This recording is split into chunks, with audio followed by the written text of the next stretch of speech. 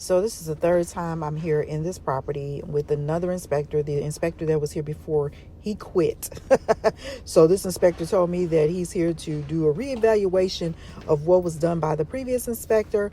He better not fail this inspection this time, because look, ain't nobody got time for that.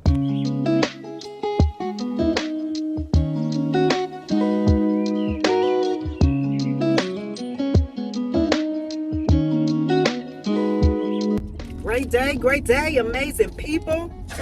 So a day in the life. Yesterday I had a really good time. Let me put my seatbelt on. I just had to rush and get in the car to go be my husband, because he has all the keys for the property in his truck. I don't know why he didn't remember this morning that I told him I had multiple people coming for inspections today. So I'm out here trying to be my best self, and there's always a roadblock or a hurdle. Hey, what's going on, everybody? So quick story time. Today I was working with a client in my office, and her sister happened to be there with her as well. And so we got on the topic of social media and how impactful it is if you are a small business owner, if you are a musician, or anybody that just want to get your name out there and you want, per se, free advertising. And so she goes on to say that I don't get on social media because I don't like the people on there. I don't get on social media because they talk about people. I mean, it's just a complete waste of time. This, that, da-da-da-da-da-da-da. Then she goes to say, yeah, I follow this person and I don't like her. She always talking about people. She always does this and does that. Why are you following somebody you don't like? Come on, make it make sense to me. You following somebody you don't like, but yet you still following them.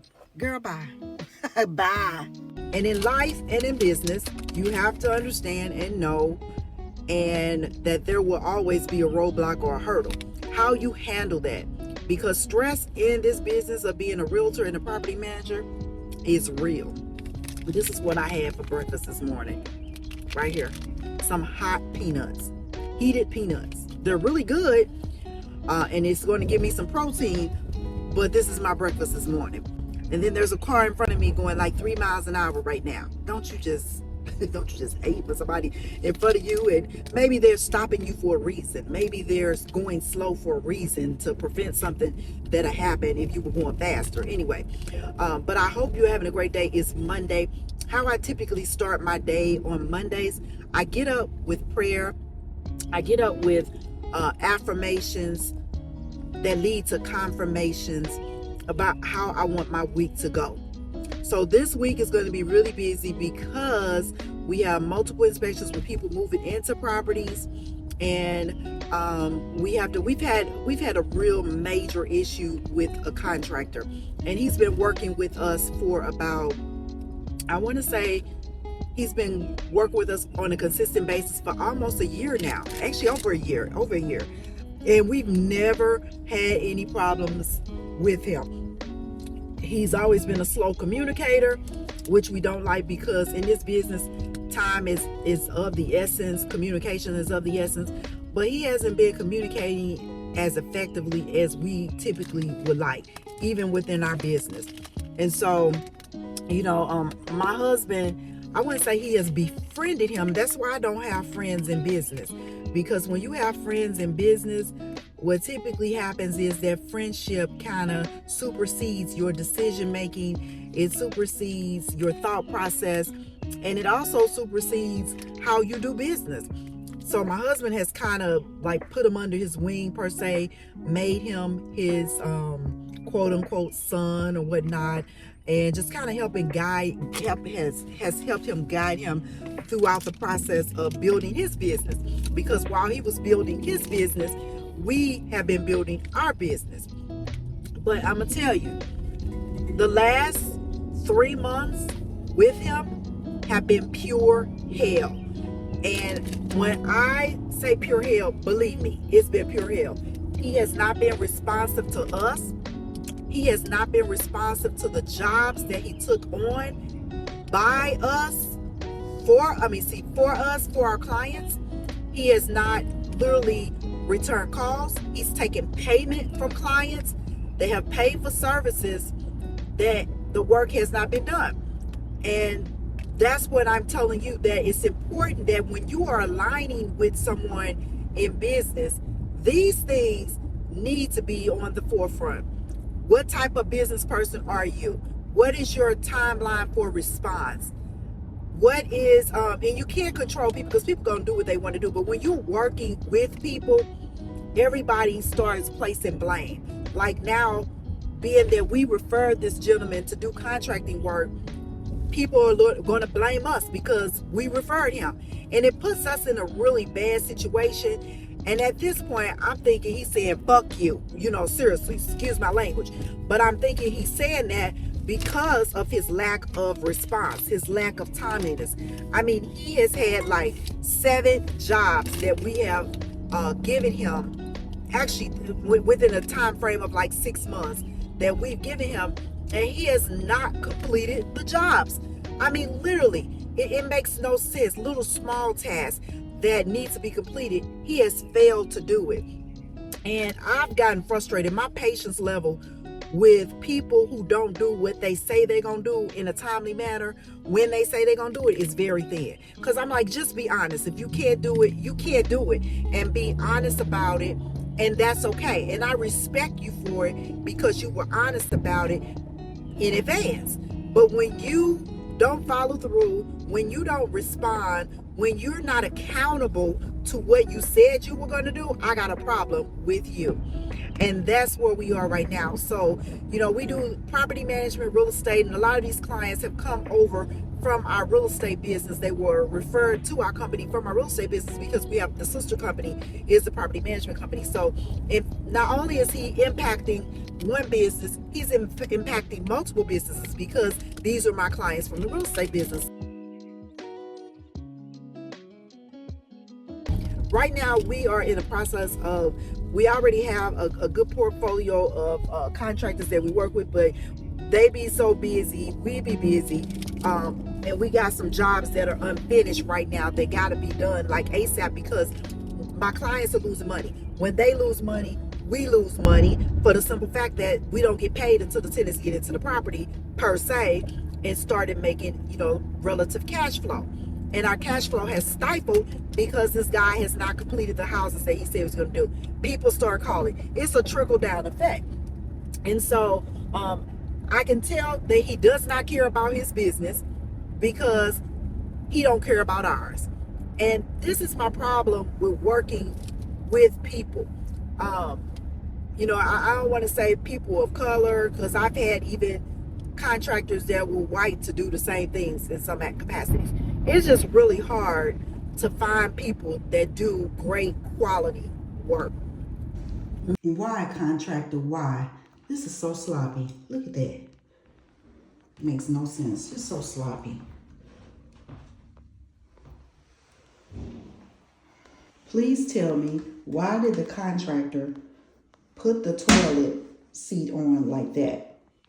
This is a brand new toilet. And he put the toilet seat on crooked where if you were to sit on it, you're going to be facing this way instead of facing forward. Come on now. Come on now.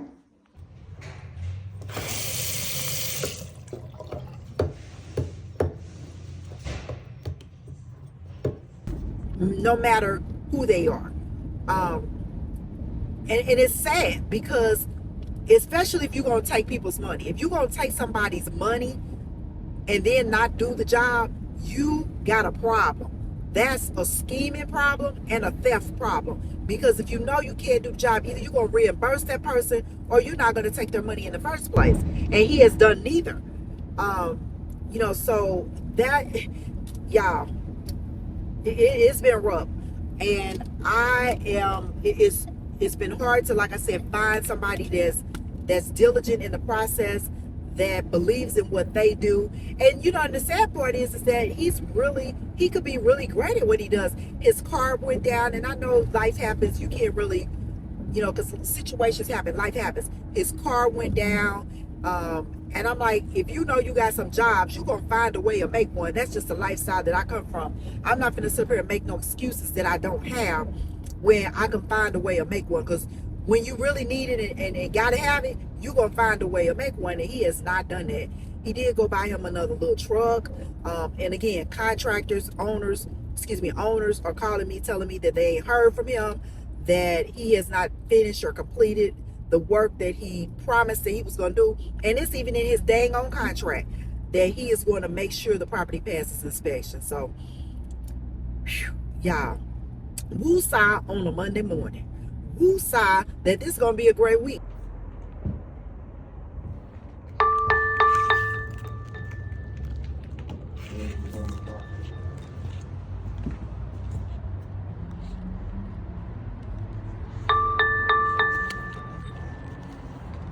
So why do you check the stove as an inspector for Section 8 municipality?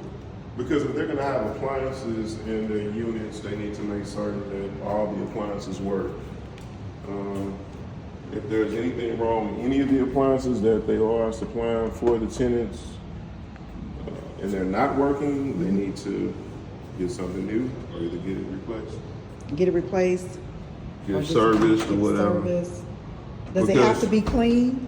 Yeah, it has to be clean. Okay. You can't have a dirty oven because we want to have this ready to move in. So a tenant can just, move in tomorrow. And you wouldn't want to move into a dirty stove or dirty oven. So we make sure that they are clean. Awesome. Thank you. Yeah. Y'all, this cute rental got a fireplace in it. Do you hear me? A cute little fireplace. So, I love decorating, so I will make sure this wall is appeasing as soon as you come in. Put some nice little accents right there. Hey, cute little place to rent and call home. Basement. Want to make sure the GFCI is connected. Make sure the dryer hooked up. Dryer hooked up is Vented connected outside. and vented outside. This house has a new PVC plumbing, which is always a good thing. The furnace looks good, connected. AC is connected, look good. Make sure the filters are clean.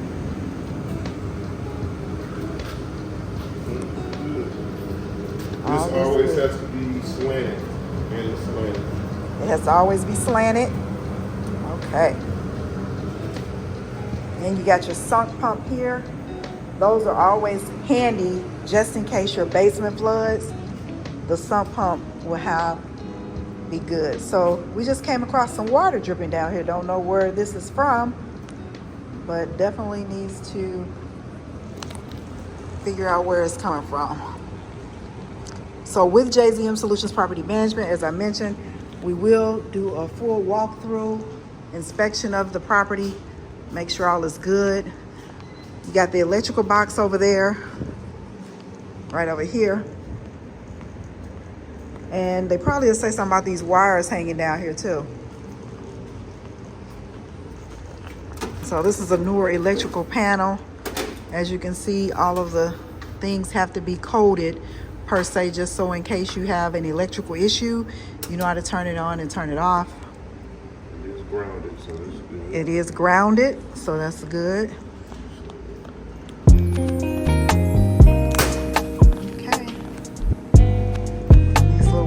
Here that looks like that's probably some cable or something.